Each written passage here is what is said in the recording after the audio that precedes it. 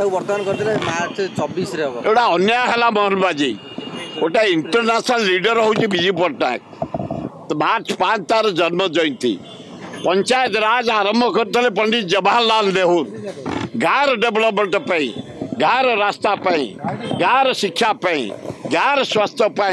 गाँव पीवा पानी गाँव नीट एंड क्लीन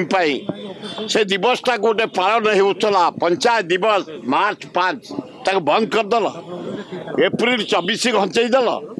गोटा अति अन्याय गोटा इंटरनेशनल लीडर एत मीननेस कौन एत छोट लोक कौन एत अहंकार कौन एत बाद कौन तुम तो कर एप्रिल कर पंचायत दिवस 5 क्षतिटा कौन हो जाऊला गोटा इंटरनेशनल लीडर विजु पट्टनायक प्रति अपमान राज्य अपमान छुट्टीटा कैंसल कर देच तबे संगीत हेल्ले छुट्टी कर दौच सेक्रेटरी छुट्टी कर दौच मोदी आसिले छुट्टी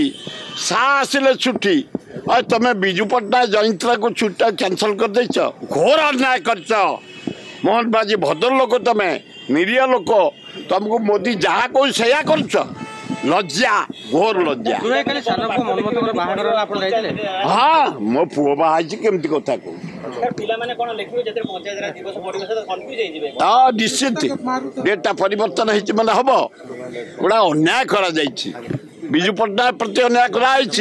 पंचायत राज प्रति कराई छुट्टी घोषणा बंद कराटा अति अन्याय कराई।